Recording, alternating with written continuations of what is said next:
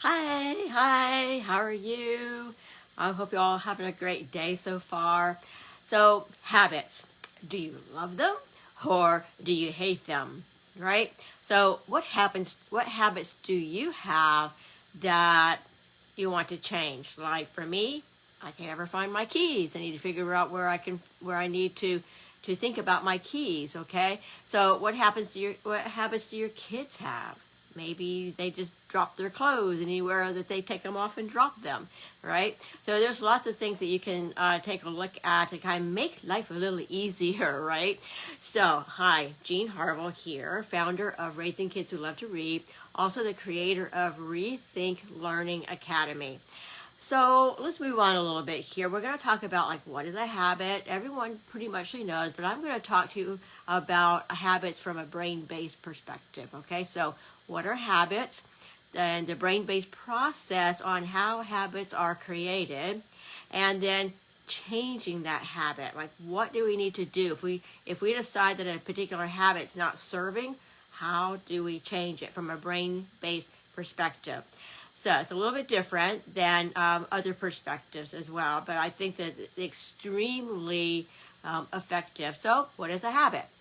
So these are rituals and behaviors we perform automatically that we carry out essential activities like brushing your teeth, washing your face, putting your clothes on, getting ready in the morning, right? It kind of becomes a string of events that you don't really have to think through because you've done it for so many years that it becomes natural for you, right?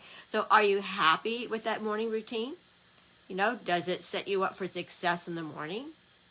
Or is it this crazy routine of getting your kids ready for school or getting them on the computer for their homeschooling, or just everyone's just running whichever way? It's just kind of crazy getting out the door, right? And then me trying to find my keys, of course, right? And so, it doesn't have to stay that way. So basically, like, what is a habit from a brain-based process, and how are they created? How do we find ourselves in these situations? So a habit is an action that's repeated over time. All right, so remember, from our brain based a thought and a habit always is preceded by a thought. So there's the thought, then there's an emotion that goes with that thought. Together those become a belief or an identity. From that identity is where we make decisions and our actions of what we're going to do and how we're going to do it. So that's just that in a nutshell, right? So how are we going to change this habit? All right. So we talk about creating that thought, the emotion, which turns into a belief or identity, and then from that space we make our decisions and have our actions, right? And so that when we do that over and over again, then we create a neural pathway in the brain.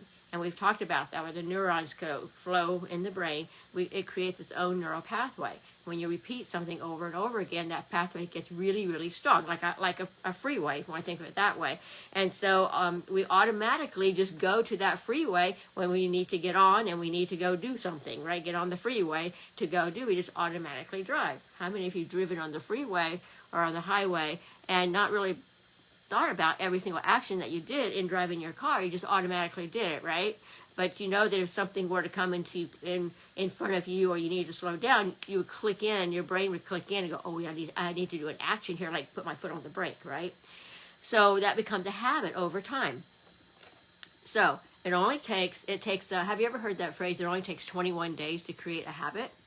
Yep, okay, 21 days, it does. Now, what if this habit is not the one that we want, and we want to change this habit? Like, for me, trying to find my keys, I need to develop a different habit besides just throwing them any which way when I, get into the house.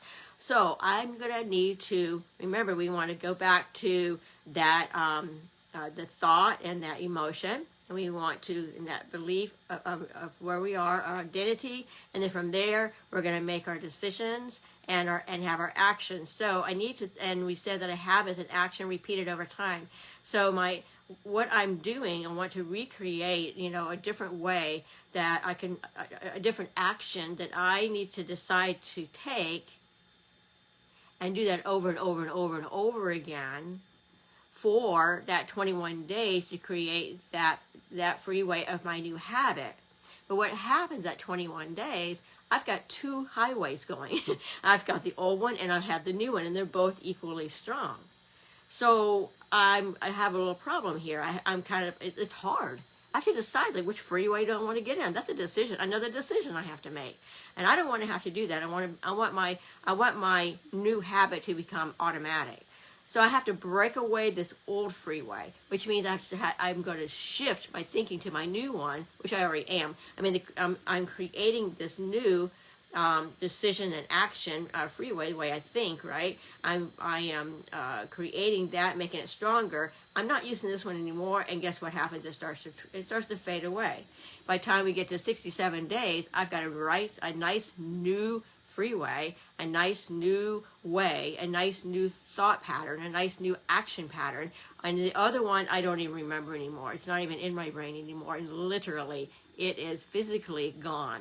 And what happens is, like, it's really fun when that happens. I can't even, somebody was asking me about thinking back about something a year ago, and I'm like, I can't even pull that up. Not because I don't have a good memory, because it's just not there anymore in my brain.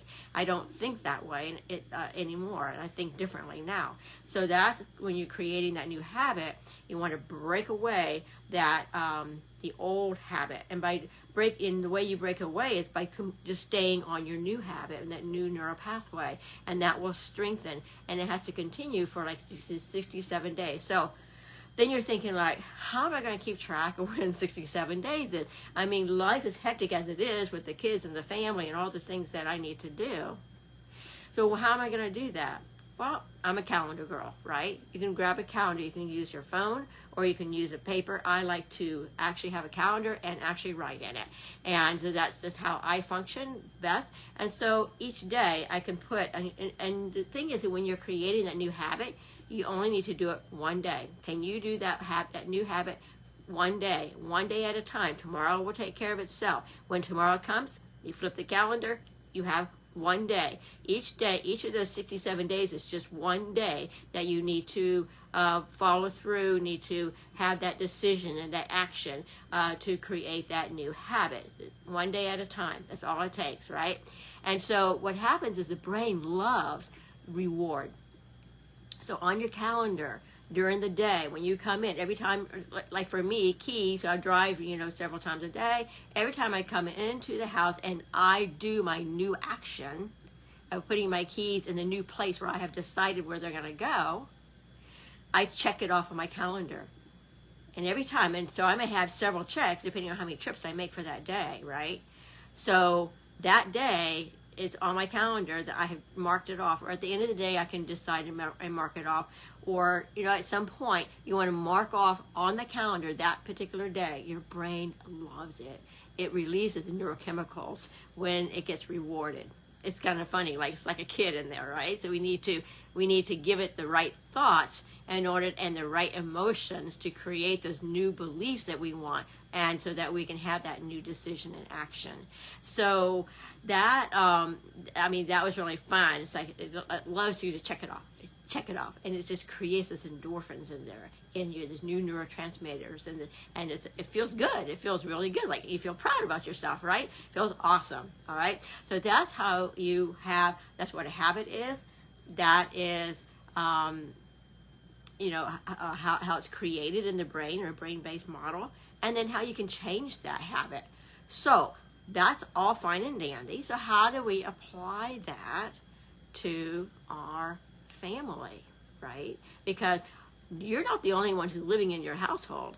There are some other crazy habits that are going on that need to be, that are getting in the way of productivity, of keeping things straight or cleared up. But what will happen is when you are saying that, here's another piece of when you are creating that new habit, that where you're going to put, like for me, where I'm going to put my keys, I'm going to speak out loud. Here comes the multi-sensory part. Not only am I going to just throw the keys where I want them, but I'm going to think about it.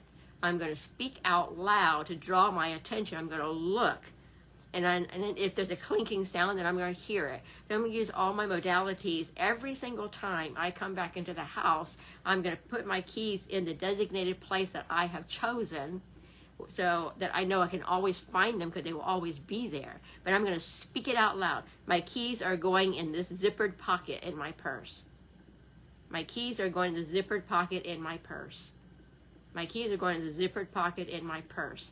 So when I say, so you want to really have all of your modalities, and sensory modalities heightened and aware when you put those keys where you need to put them, because that's how you are creating that highway, strengthening that highway.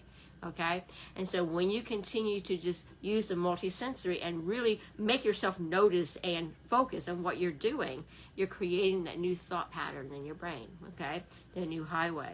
So this is something that when you're doing that, and then you go over and you physically mark your calendar, your kids would say, Mom, what are you doing?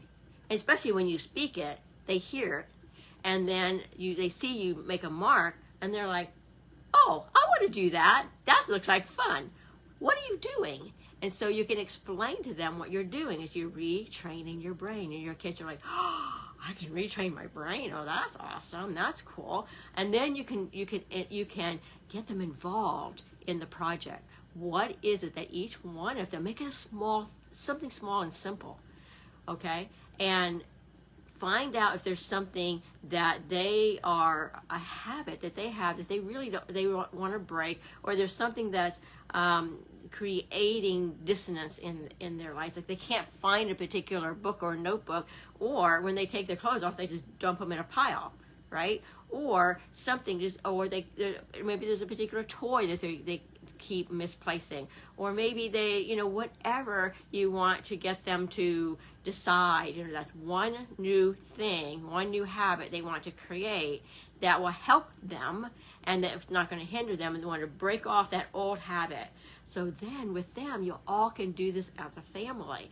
Everyone can create with the thought and the emotion, and then decide on that, make that decision and decide on the action they're going to take to create that new neural pathway.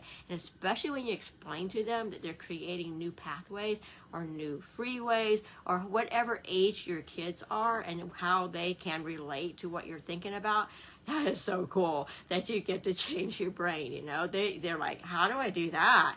And especially if you can go on YouTube and you can find some different videos about the brain, the electricity, the neurons flowing through the brain, the pathways that they take. You can show those to them, and I'll put in the link below the video, a really cool video that you can actually show them. They say, this is your actual brain. This is an actual video. This is what's actually going on in your brain. They will just be mind blown when they do that. So I think that when you can get them involved in the project of recreating or changing those habits, then life sometimes could possibly over time become better in your house, right? So in your mind you can say, where do I want to direct my kids? What habit do I want them to change? And it could be just making sure that they brush their teeth every day. Maybe they haven't created that habit yet. It could be, like I said, picking up their clothes. It could be whatever it is that you're seeing that's causing this, you just say friction within yourself, because as mom, you're having to remind them all the time, or having to help them do whatever, okay, whatever your household looks like. There is certainly one habit that every member in the family needs to change, and I'm sure you can find it, or if not, ask them. And they say, it would make it easier if I could always know exactly where such and such is, and I'm not having to dig through my room and all my stuff to try to find it. So anyway, it's something that you can do along with all your family members, and you can work together and just play around with it and have fun. And especially if the kids know and understand what's going on in their brain, if they're training their brain, that's that's cool, I'm going to train my brain, and really delve into that process of having the thought with the emotion combined over time becomes a belief and an identity of who they are, and from that identity they can make decisions and actions to have a great result. The result is they can find whatever it is that they're looking for. A result is they have a clean room, or the result is they can whatever, right? Whatever that result that they are wanting to achieve. So anyway, I get excited about this because I think it's just really awesome the way our brain works with the neural pathways, as well as, from learning perspective with the multisensory, as well as from just a behavioral area, a focus as well. So anyway, again, it's all of it's basically generally about saving time. Because doesn't it take time to have to try to find your keys, or it takes time trying to find whatever, right? And so it's basically saving time is what you're trying to do, because once these new habits are on board, they become automatic. You don't even have to think about them. You just automatically do it. Saves a lot of time. So when, you feel like you're running out of time, think about what are some of the things you're doing, what are the actions that you're doing, and how you can change that action, and you can automate that in your brain, and it becomes automatic after 67 days. So if you have not come into the Facebook group, Raising Kids Who Love to Read by Jean Harville, I'm going to put that link down below as well, and feel free to pop in and join us. We talk about not only just reading, we're talking about just motivating our kids, motivating them to want to do the things that we want them to do, basically, right? But motivate them to read, motivate them to learn, motivate them. That's really what this whole series is about: training the brain, changing the way they're thinking and feeling about themselves, so they feel motivated to want to read, to want to learn. So I'm going to sign off for now, and y'all have a great day. Look for the links below. Right? Bye-bye.